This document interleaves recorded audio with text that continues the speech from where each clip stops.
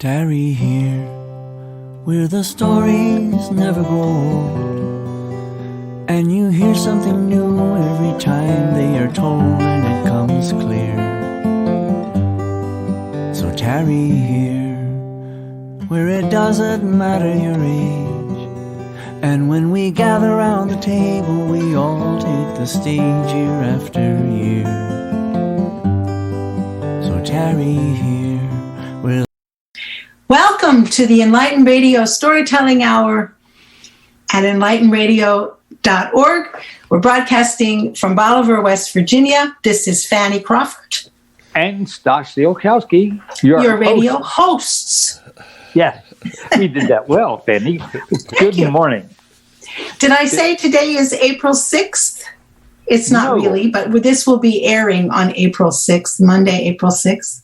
April 6th. And we hope all our listeners are healthy and holding up. Yes. In these difficult, confusing times. Well, our theme today is water.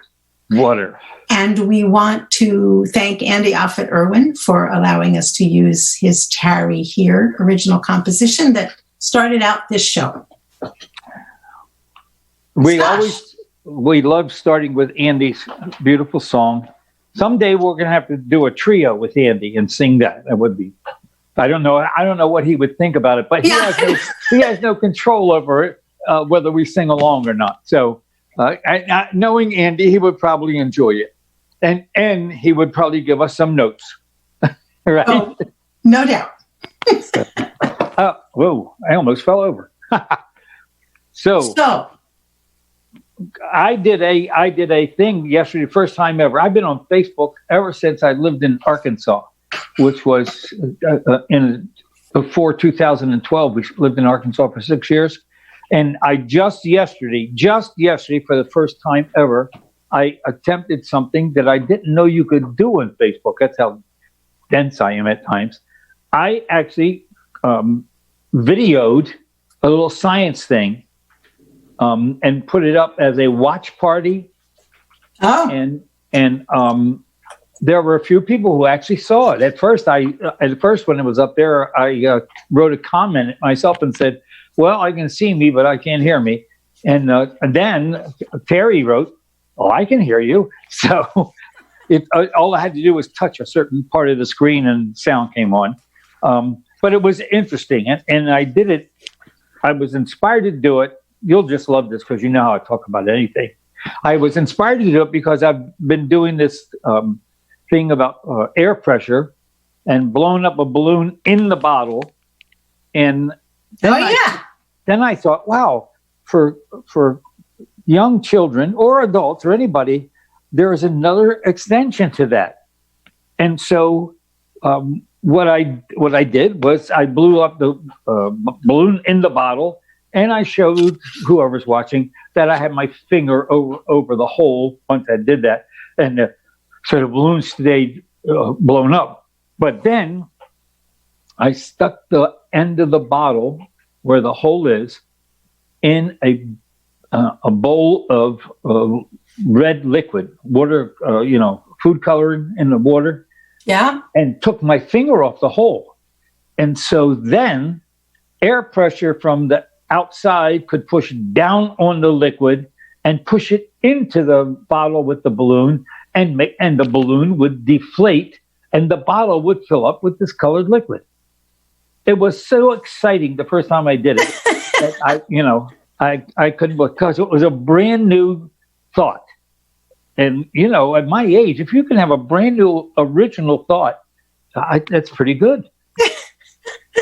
You are full of original thoughts. Yeah, I know, but sometimes they're not scientific. You're just sometimes reticent to share them. Right. I want to also give you a hint.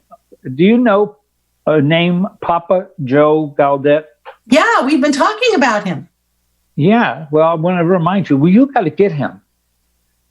Have you watched any of the stories? A long time ago, not recently. Well, he comes on every morning at 10 o'clock and every evening at 10 o'clock, and he does a children's story in the morning and a adult story in the evening. And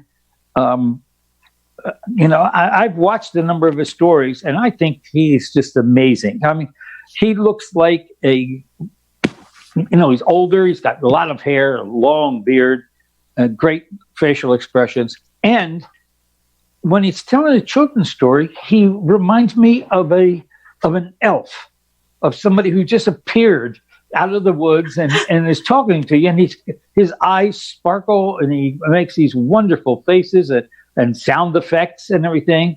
He sounds just like Stash Stokowski. Yeah, he's more animated than I am, telling. And then last night I watched him tell Mary Culhane, one of my absolute favorite stories. Yeah, and it was scary. I think he's in a traveling van, and not a great big one, but and where he was parked last night. Maybe it's in his backyard or someplace, but it was raining. And so you could hear the rain on the roof.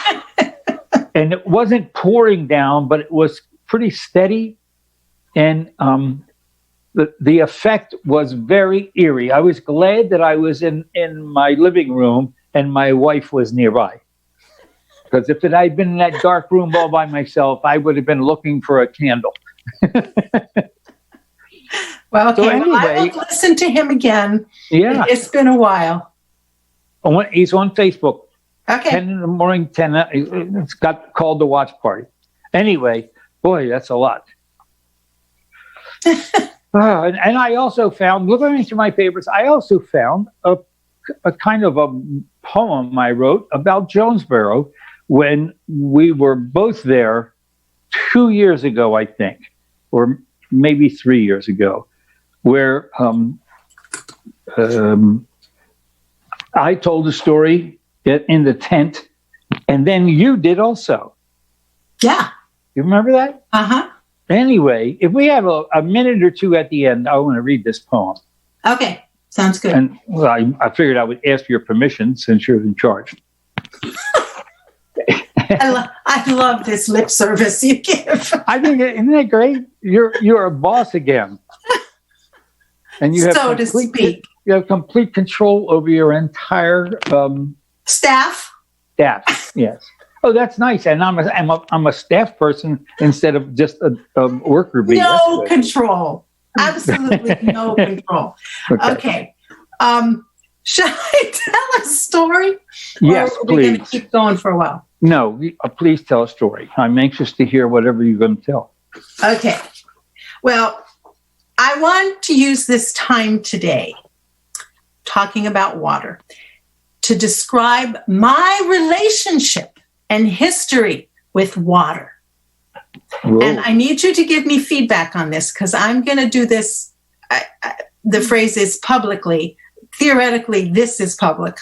Right. But, since we know we only have 7 listeners, the next time there will be more.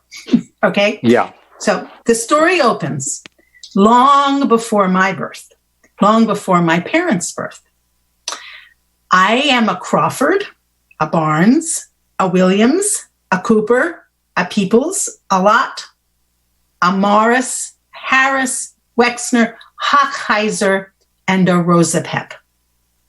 Water brought my forebears to the place they needed to be for me to exist.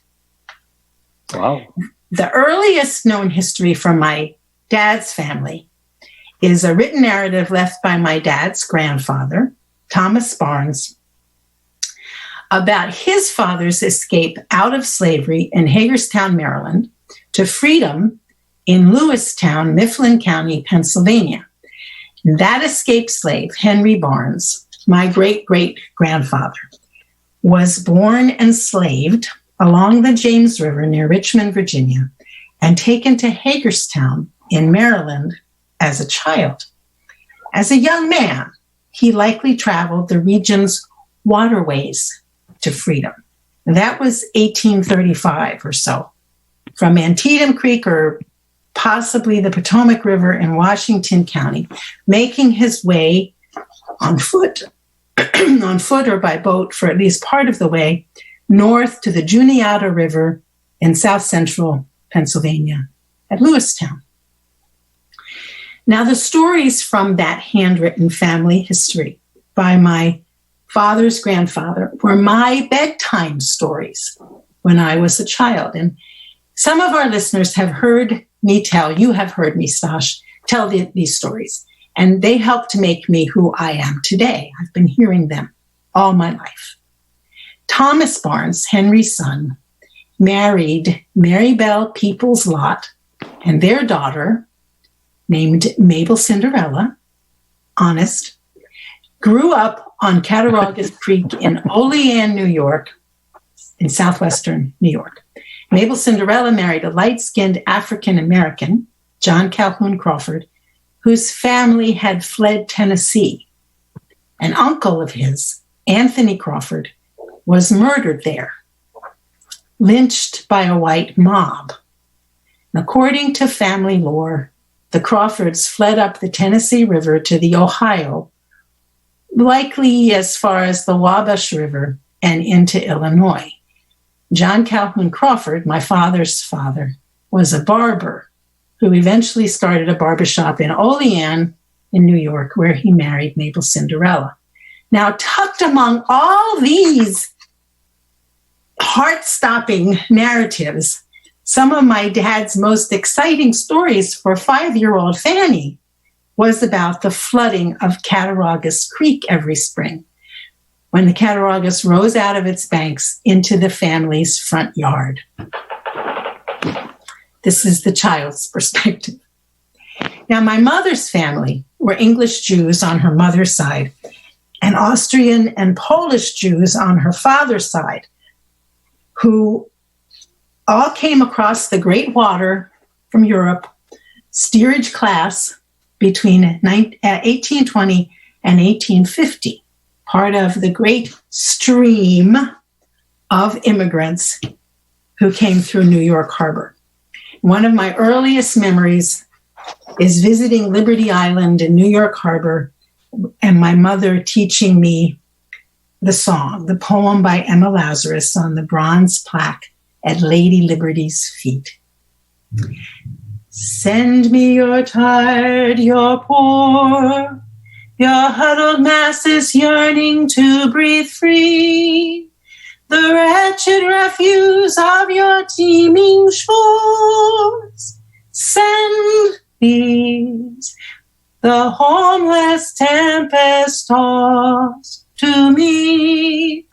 I lift my lamp beside the golden door.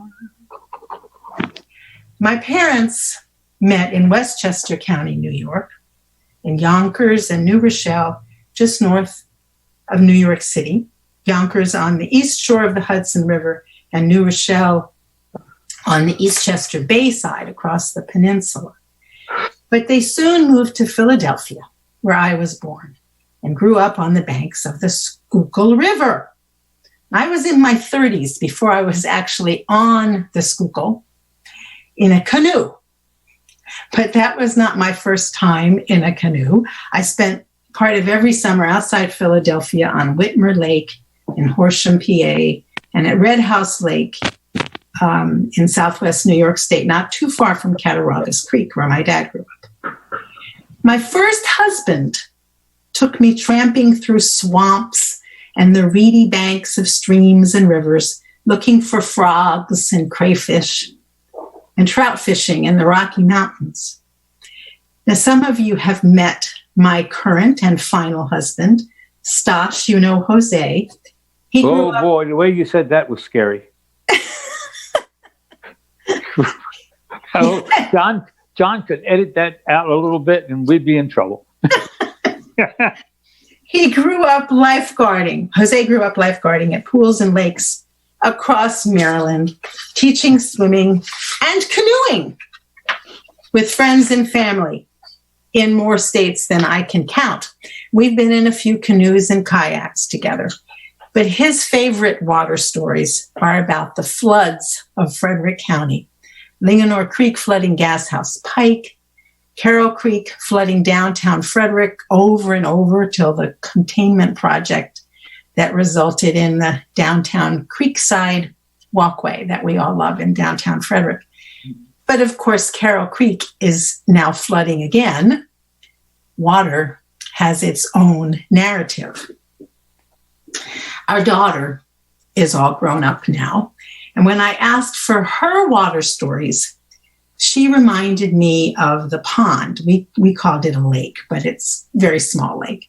At the school where I worked, where we lived for 7 years of my daughter's life, in Luckett's, Virginia, near Leesburg.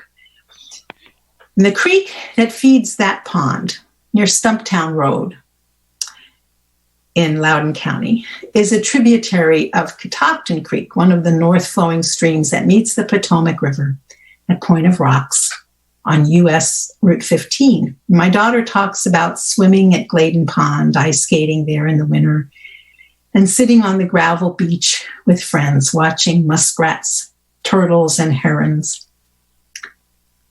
Waterways have given me hours and hours of story material and made me think more deeply about why I tell stories.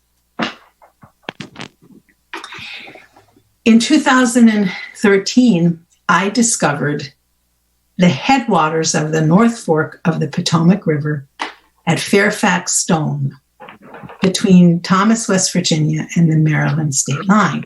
Now, I wasn't the first, not even the first storyteller at Fairfax Stone to sit there. I was in the company of 5 other women storytellers, and they taught me some water songs and chants, and we performed a few ceremonies asking the water's blessing and honoring that place where water flows miraculously out of the ground, sacred to many, many people for thousands of years. These rituals, these water rituals, are important. Believe me, I have been rained out, fled thunder and lightning, and huddled under umbrellas at storytelling festivals more than a handful of times. When water speaks, it only makes sense to stop talking and listen. Wow. That's very nice. So my only constructive criticism would be careful how you say that sentence about your present husband, and that, and there's a comma that was missing this time, and as they say in what do you call that, editing. Grammar. Well, grammar and editing. When you're editing, make sure you have the commas in the right place. Anyway, that was a funny sentence. Okay, what about your destructive criticism? Destructive criticism. That was your constructive criticism. This is just a curiosity. Yes. I never heard anybody sing Emma Lazarus's poem. Really? No. You've never heard me sing it before? I don't think so.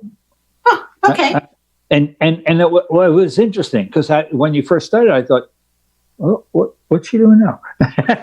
But it was good. I like it, especially because it was a cappella. Well, yeah. And you have such good tone. I couldn't play my recorder and sing at the same time. No, I did at one time play guitar, but those days are gone. So you admit that you have some limitations. I'm all about limitations. Right. Okay.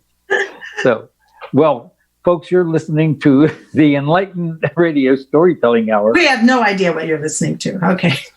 Well, I think John sits in the other room and enjoys this so much. He has his cup of coffee and he just enjoys what we do. I think he has earplugs in. No, I think he really enjoys it. This is better than most stuff you can get on the radio and television in the morning. So, and there are no performances coming up that are really exciting. Well, there's stuff online. Yeah, I know. I was thinking about the series that we both are involved in. Yes. The Speak Story series in Shepherdstown, West Virginia, run by Adam Booth, and also Stories in the Round. headed by yours truly, Fanny Crawford, who Truly. who's done a marvelous job, and who I gave a suggestion to about a storyteller that she should get to come there. And Or you can watch him on Facebook. yes, on Facebook at 10 in the morning and 10 in the evening. Papa Joe Gaudet.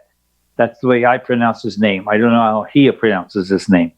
It's Gaudet, and I figure that he must be French or something like that. So it might be Gaudet, or who knows what it is, but it's Papa Joe. And he's a very good teller, very interesting. Where does he live? He lives in Berrigan, New Hampshire. Or at least that's where he is parked right now. From watching a number of his stories in the last few days, he doesn't describe where he is. I have the impression he's in a van. It looks like he's in a van. And I think it's a traveling van of some kind. And the camera is focused on him. And anyway, it's an interesting picture, because it gives me the impression that he is a traveling storyteller, and he's parked someplace and decided to tell a story, which comes across real well. Yeah, and that's one of your great plans, is or was at one time, to travel and tell stories and wear your monk's robe. Yeah, but not. That was probably just idle talk. Because the only way I would travel to tell stories is if Terry was traveling with me. I was just going to say, You wouldn't be in a van, and you wouldn't be without Terry. No. In 2003, a good friend tried to get me to go on the road, and I told him I'm just too selfish. There's no way in the world I would spend a week and a half away from my wife on purpose. I'd have to be in jail in order to do something like that. So, okay. Do you want to tell a water story? I am going to tell a water story. I'm going to tell a water story about my father and myself. So here goes. Okay. My father was a gas construction worker. He put in gas lines in the streets of Baltimore. He repaired gas lines all over Baltimore and in Baltimore County and some of the other outlying areas that were serviced by the Baltimore Gas and Electric Company. And throughout my life, he was a foreman, but he also worked down in the ditches with his men. And his greatest pleasure was fishing. He could get a large thermos of coffee, 2 or 3 packs of cigarettes. He smoked Raleigh unfiltered cigarettes, which actually did him in. He died of lung cancer. And have a couple bologna sandwiches and get in the rowboat, go out of the inlet that led out to the bay, and he would get out in the water and drift. He didn't even anchor the boat. He would just drift, put his line in the water. And I went with him a number of times when I was a kid. My mother would warn me, usually on a Thursday, and say, Saturday morning, your father's going to go fishing, and he's going to ask you to go on Friday. So be prepared. I was not crazy about fishing. The act of sitting in a boat, putting a string into the water, and waiting for some creature to bite on it seemed very boring to me. Maybe if I'd caught a fish the first time I did it, it would have been better. But anyway, but my dad was my best pal, and I loved my father dearly. He and I had a special relationship. I'm sure lots of sons would say that, but and he was always a great supporter in everything I did. So when he would mention to me on a Friday, going fishing tomorrow, boy, you want to go? And I would always say, yes, sir. and I would be bright and happy and go, because it was fun to be out on the water with them. Sometimes we'd be quiet for a long time. Can you imagine that? No. Maybe an hour or more. There was not a single sound made by a human voice, which was probably the only time in my life that's true. Because I even talk in my sleep, apparently. But and we would go out on the water. And this particular time, I'm going to tell you about something that was a number of things that happened on this trip. I'm not sure where we went to get the rowboat, but there are names that pop up in my head and different creeks and rivers and that. But we often went to the same place. We'd get there as early as possible. It would still be dark. But some of the places where you could rent a rowboat knew that fishermen like to be on the water as soon as possible, and in daylight. And so Dad had always made arrangements ahead of time. We'd get out there, put our stuff in the boat, and we would leave from the shore in the dark and head out. Well, on this particular day, my dad always did the rowing. I am a small man. I was a small boy. And as a young boy, I was really small. I could never have rowed the boat. I tried a couple of times, and that was always fun for my dad to see me struggle with the oars. But we went out into the water, and Dad was just rowing. He would row for 15, 20, 25 minutes just to get away from being too close to the land. And he said he stopped rowing, stopped moving the oars, and sat staring over my shoulder. I was facing him in the back of the boat. And he said, I want you to turn around slowly and look straight behind us. And when I did, I saw one of the most amazing sights I've ever seen in my life. I've never forgotten it, and it sticks out of my mind. All I have to do is hear a couple of words that would remind me of a sailing vessel. The sun was just coming up on the edge of the water in the distance, and there was a beautiful, I don't know what kind, whether it was a clipper or a schooner or what, but it was a sailing vessel, and they were raising the sails. We were probably, maybe a half a mile away from them, but we sat there quietly and watched as this beautiful white ship, the men on the ship raising the sails, and then she moved in the water and sailed out into the bay. And it was just an incredible thing. I was so glad that I have that great memory and that I shared that with my father. I know that when we got home that day, I talked about it and some other things a lot, to the point where my mother got tired of hearing about this wonderful, beautiful white ship.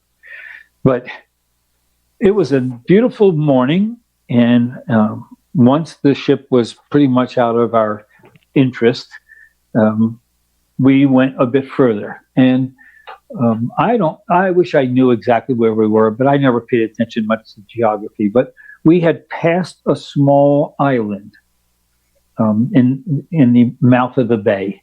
It may not even been in the mouth of the bay. It may have been in the water that leads to Baltimore Harbor. But we had passed a small island and gone, I'm guessing maybe a half a mile past it.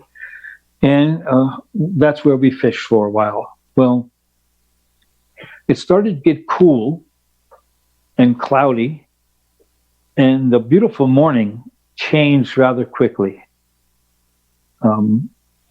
It started to rain. The wind came up, and my father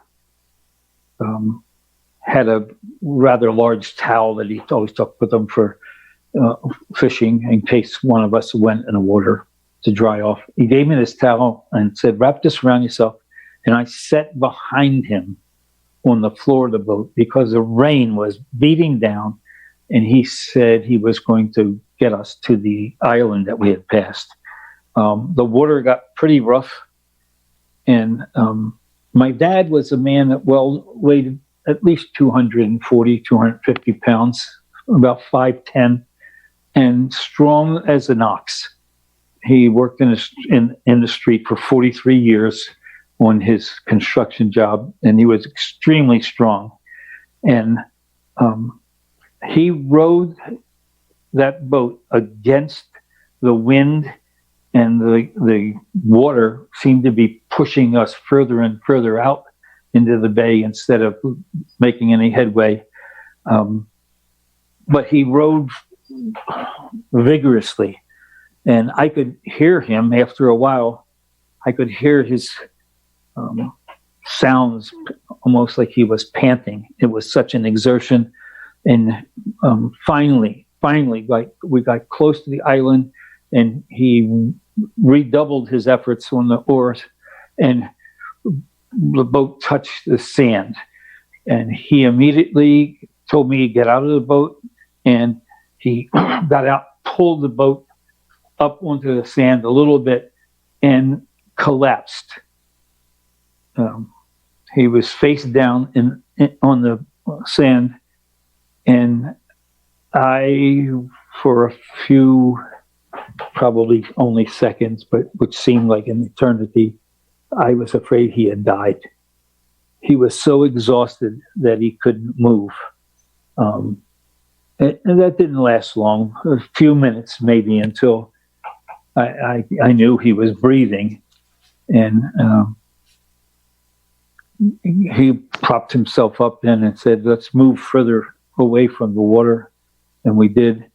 And shortly after that, he was kind of chuckling and laughing about how out of shape he was.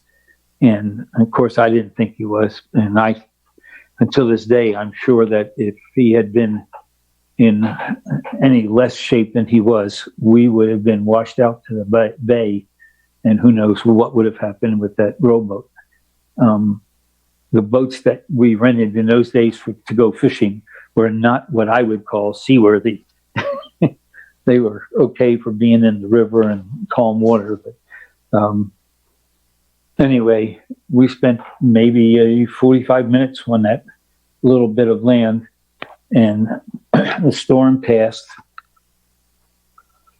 and he had gotten his breath back and everything, and we had a sandwich, and I even drank some of his coffee, and we got back in the boat, and he said, "Normally I would just continue on today, but what do you think? You think we should head for the dock, and maybe we can stop and get an ice cream?" And I was all for that, because we always stopped to get an ice cream on the way home from fishing. And I think as much as he loved fishing, and we still had plenty of hours left in the day, I think he had it that day. And he was just happy to be able to get back to the dock and turn the boat over to the owner and take us to an ice cream shop. And that's the story of my dad and myself out fishing and seeing a beautiful sailing ship, and then fighting a storm. I did none of the fighting. I don't ever remember if I was upset and crying. I probably might have been. But over the years, as I've told that story a few times, I've been braver and braver. So my most vivid memory actually is sitting on that sandy little beach next to my father with my hand on his shoulder as he lay in the sand, when I knew he was breathing and he was okay. I sat next to him, and the picture that always comes to my mind was that I was taking care of Pop. That's a wonderful story. Oh, and scary. Yes. Oh, it was. It really was. And I think, as I told it to my childhood friends, it became even more and more scary. I think the waves got higher and the rain got harder coming down.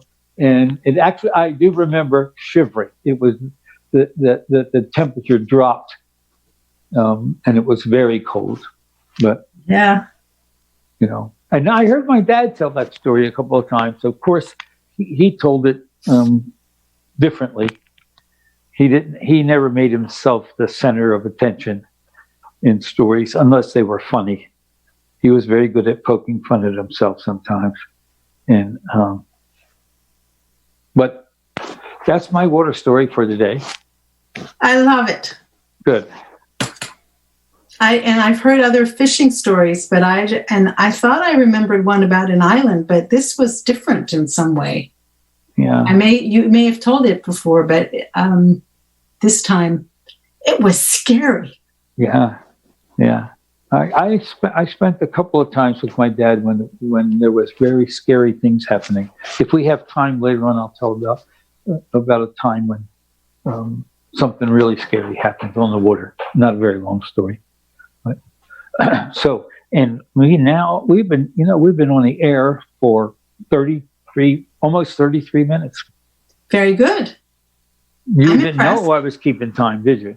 No, well, I was keeping time. I had about 34 minutes, but 33 is fine.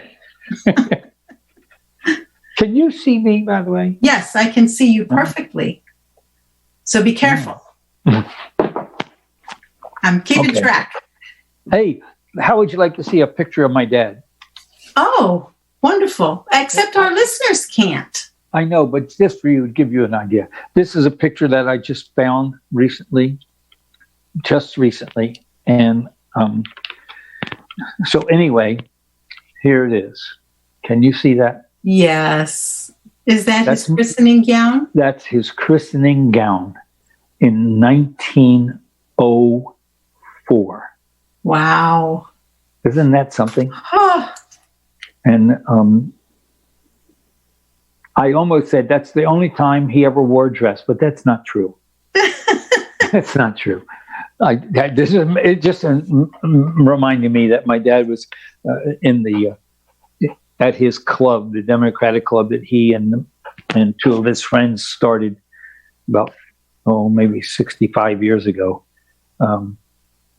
They sometimes put on entertainment for guests and for the wives at their bull roast and oyster roast that they held.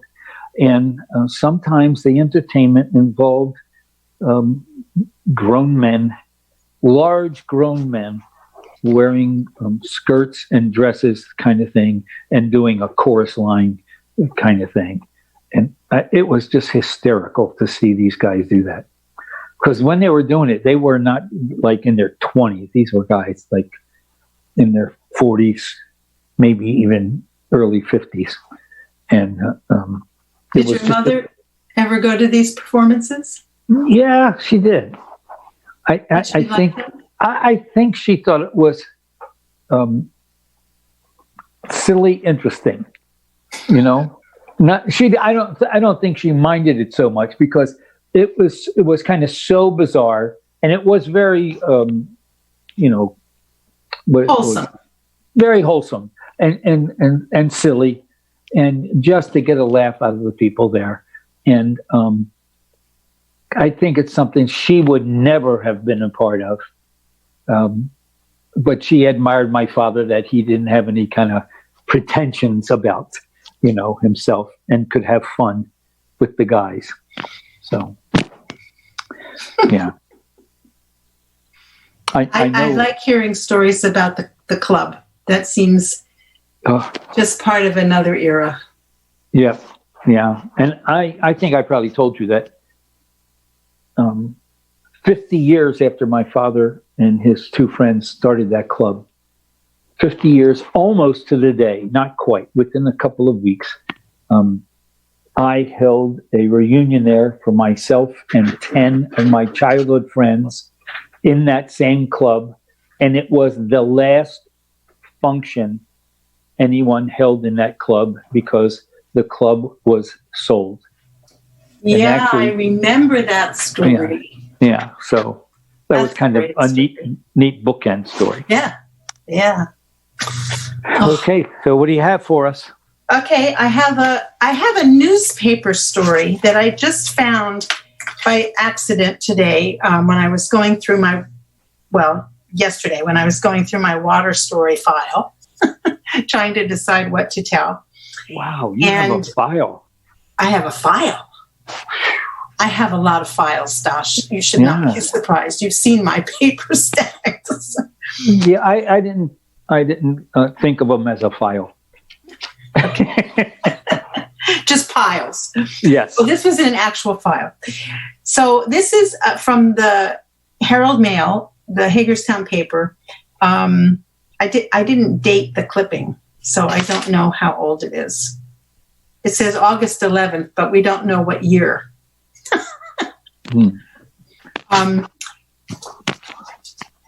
Pretty recent, I think. Anyway, the author of this story is Mark Madison, who's a regular contributor to the Herald Mail, and it's about the C&O Canal. I just thought it would be interesting. I know you like history. I do. So this is called The Canal and the Conservationist. The great set pieces of conservation are often remote events that occur in the majestic West, such as John Muir's camping in Yosemite or Theodore Roosevelt hiking Yellowstone. But 65 years ago, one of the most memorable events of the modern environmental movement occurred right here in Washington County. So he's talking about events from 1954. So if you add 65 to 94, you can tell me when this article was written. If I add 65 to 54, yes. that'll be easy. Just take 15 away from the 65 and add 50 to 54, and it'll make it 2004, and add 15 years. It's 2019. Okay, so it was this year. It is pretty recent. I'm going to write that down on the article. All right. 2019. Okay. So by 1954, the Chesapeake and Ohio Canal had fallen on rough times. Abandoned as a waterway 3 decades earlier, the land to the canal had been acquired by the federal government without a plan of action. A mere 22 miles of the 185-mile canal had been restored when a proposal was made in the 1950s to pave the canal as a motorized parkway. Nothing could have better fit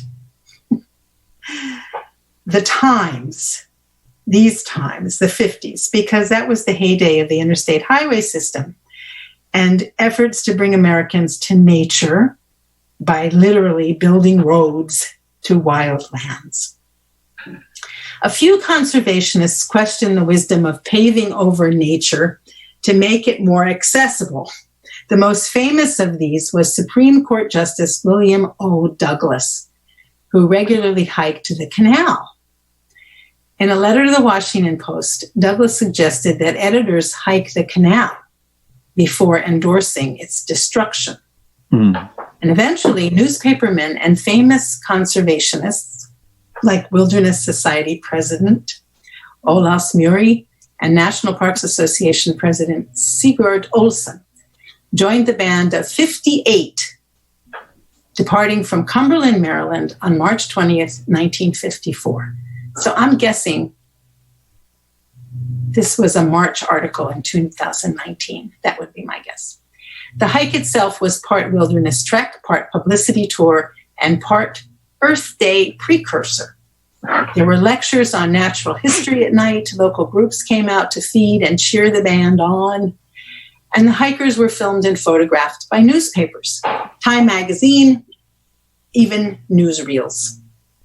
To pass the time, hiking 23 miles a day, the hikers even wrote a song, including this verse: "The blisters are burning and the tendons getting sore, while the shutter boys from Washington keep yelling, 'Just one more!'"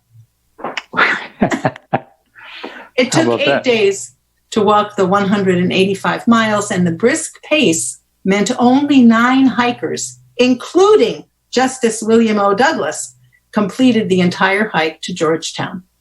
The publicity from our nation's legal and conservation luminaries hiking to save the canal killed the ill-conceived road project. Ironically, the father of the interstate highway system, President Dwight D. Eisenhower, ensured it would never become a parkway by making the C&O Canal a national monument in 1961. A decade later, it became the Chesapeake and Ohio Canal National Historical Park.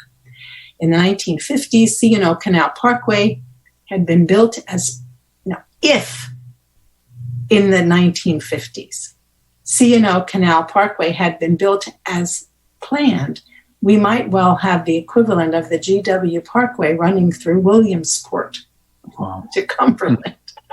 The myriad anglers, bikers, hikers, birders, and strollers who enjoy the canal today owe a debt of thanks to the Supreme Court justice who judged in favor of nature 65 years ago. So thank you, William O. Douglas. That's wonderful.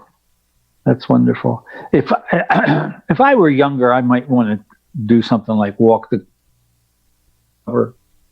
but I could not walk very far anymore. Well, you can walk a mile on the canal.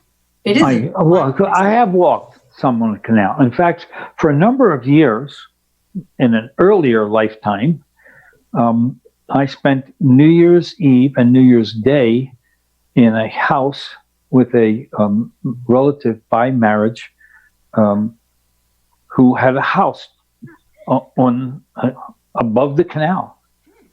And I don't even know if I could find it nowadays. Does he still live there? No. He moved years ago. But this was in my running days. And so for 3 years in a row, I began every New Year. On New Year's morning, I would get up first. There would be lots of people who had stayed overnight. There was always a party and lots of people sleeping in different places. And I would put on my running gear and go down to the canal and run on the path. And I would do at least 5 miles. And it was kind of a ritual for 3 years to start the year off all alone on that path with a nice hard run. And it was really a nice thing. I used to, when I was running in my younger years, and they weren't that younger. I was in my 30s when this was going on. I often like to go out in the morning and be the only person on the road running, even at home. Before school, I often did it. And it was a good way to get my brain ready for the day. And once I was accused of doing my lesson plans on my morning run. And if I didn't get a chance to do a good morning run, my lessons were pretty stinky. Your kids told you this? Yeah, some people told me this. No, kids never complained about my class being boring. Probably not. No, my class wasn't ever boring. I was an interesting teacher, and that's not my own evaluation. That's from students I've had, even students who didn't learn a whole lot. I was told more than once by a student who got a low grade in chemistry who said, "Yours was my favorite class." And I would say, "Well, why didn't you study more?" And he said, "Oh, I didn't care about the chemistry, but your class was fun." I was going to say, I'm sure even kids who didn't do well in chemistry learned things in your class. Oh, they did. And sometimes they learned things that had nothing to do with chemistry. That's right. That's why they were fun. Yeah, that's true. I did lots of interesting things, interesting to me. And I found out over the years that if I was interested in it and I did it in front of the kids, a lot of them would find it interesting too. So that's my secret message to teachers today. Be interesting, like what you do, and the kids will like it too. Very good. Right. So I really do have the urge to read this poem. I think you should. And it's not about water, except that there is water near Jonesboro, Tennessee. There's water in Jonesboro, Tennessee. There's a creek. Oh, I know. Well, I used the word near. I even looked up the name of it at one point. Wow. Going through papers, I found this and I was amazed. I read it and I thought, wow, I wonder who wrote that. And then I realized I wrote it. And it's the only time I ever did this, writing something about being in a place, at least that I can remember. So here we go. Jonesboro, Tennessee. The tents, the crowds, the laughter, the quiet. Terry and I went for the stories. Happy, sad, funny, even strange. Fairy tales, true life. Oh, what a range. A range of emotions and feelings, stimulating thought. Teaching lessons that need to be taught. Happy, sad, funny, and others. Sharing the truth that we are sisters and brothers. Lynn Ford, family tales, learned at their knee. Willie Claflin, puppets, stories, and songs of glee. Geraldine Buckley, a pastor, an accent, and prison makes three. Sheila K. Adams, whoa, is that really true? Megan Wells, tales of King Arthur and a table that's new. Jean Tagaban, Native American lessons. We need more. Jim May, a teacher of children, the rich and the poor. Oba William King, a family of eagles, a lesson for all. Stosh Zielkowski, an Irish tale, one so very tall. Andy Offit Irwin, at the end of the day, not long enough. Carmen D, magical mischief, true childhood stuff. Ed Stivender, a heavenly party, oh, what a treat. Donald Davis, homespun humor, he just can't be beat. Fanny Crawford, imaginary friends, perfectly timed. There were tellers we missed, and some we would have liked to see once more. But filled with the magic of story, we drove away, secure in the knowledge would be back another day. Am I an imaginary friend? No, you told a story. You told a story in the tent up on the hill about the imaginary friends. Yeah. Jep and Dank. Okay. And I just wanted to make sure our listeners know I'm not imaginary. No, that line, Fanny Crawford, imaginary friends, perfectly timed. You had 10 minutes and finished it, as I recall, in 9 minutes and 51 seconds. That's my signature style. Well, my signature style is to go 11 minutes on the 10 minutes or 15 on a 10-minute story. But there, you only get 10. And if you get to 10 minutes, they tell you you have to stop. And that's, that's I did it. Yeah. And you did. It took me a lot of practice to get that down to 10 minutes. Right. Well, it was a wonderful story. It's one of my favorite stories because I never had any imaginary friends. The only imaginary things in my life were the ones that scared the hell out of me. Excuse me.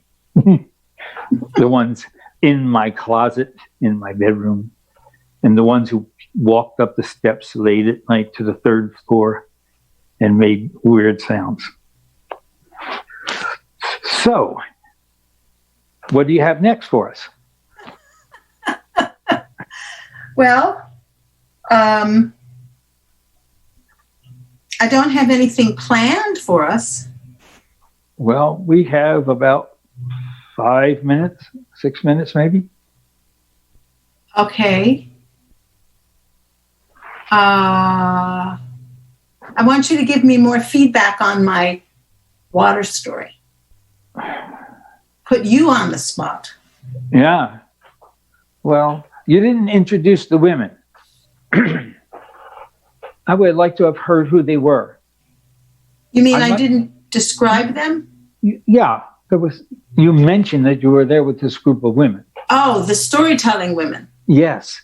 But and then he went on, and I thought it would have been interesting to hear something about them. Why were they storytelling women, and what did they look like? What did they, how did they sound? And you're asking on behalf of all the listeners who will hear the story again, or you're asking because you haven't heard this story before and you want to know? I did hear this story. I think when I first met you. Yeah, you heard a version. I did, and I do remember that you told more about the storytellers. Yeah, I told that if you heard it when you first met me, that was a story about Fairfax Stone, more specifically, and so I did tell a lot about the women then.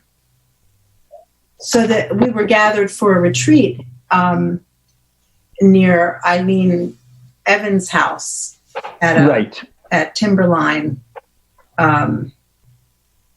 cottages camp area, in a cabin in their houses. They're big expensive houses, but they call them cabins. And we were there for a storytelling workshop, and Eileen took us to Fairfax Stone, which is 10 minutes from Timberline, and wanted us to know the story of the Chippewa grandmothers and the Chippewa grandmothers who are water walkers and who were doing environmental work to talk about American waterways and walking. In 2013 they walked the length of the Mississippi, 1,200 miles from the headwaters of the Mississippi. I can't remember the name of the lake right now, all the way to the Gulf of Mexico to publicize the importance of saving waterways and cleaning waterways of pollution and protecting the environment. And so the women that came together for that storytelling workshop were all accomplished performers one way or another. And I was a nervous wreck about being in a retreat with them because they were such powerful tellers and artists. But I had a wonderful time, and I learned a lot, and I learned the Nibi Wabo water song, which I didn't sing today, but I often sing when I tell versions of that story. Right. And I remember that being very touching, and I was very impressed with you when you told that at the workshop. That was at Andy's workshop. If it was the first time you met me. Yes, it was. Andy Offiter one? It was. And shout out. Susan Gordon's previous home. Yes. And I made a big impact on Susan and Andy that day. You're waving to me? I'm waving to John. Oh, can he see you? Our radio manager is back. Yeah. Do you want to hear the impact I made on Andy and Susan? Yes. The directions to get to her house. I was the first person to show up. Yeah. Andy was staying overnight. I drove up to the house, and directions were to go to the right of the house to park. Well, I went to the right of the house, and I didn't see any place to park, so I kept going. And I drove around the house. On the grass. On the grass. Twice. Yes. And Andy and Susan watched me and wondered who this maniac was. And anyway, over the years, we've had a number of good laughs about that. And especially funny when Andy tells it, because he has that knack of telling funny stories. So I was quite embarrassed, but luckily enough, I was old enough, since that was only 5 years ago, that embarrassment doesn't last very long when you're old, because you realize you don't have time to worry about stuff like that. Okay, then I will not be embarrassed to break in, tell you that I love that story. I've never told it myself, but I might tell that story on you the next time we're in a group story. I think that would be good. I think it's a funny story. And I think it's the reason I like it so much is that it was completely honest. I didn't do it to be funny. I know. I was doing it to be Stosh. And as soon as they met you, Josh and Susan, Andy and Susan knew that too. We have to close the show. Okay. Time is up. Do you have the closing words with you, or shall I make them up? I do not have the words with me. I don't know whatever happened to the word. Wait a minute. You're still driving around Susan's house on the grass. I'm still thinking about it anyway. I don't have the closing words. Okay. I don't know. Well, this is your hosts, Fanny Crawford and Stosh Ziolkowski, closing out the weekly storytelling hour on enlightenradio.org. Please join us. Next week, we'll be back telling more stories. The story, you're going to say something? No, go ahead.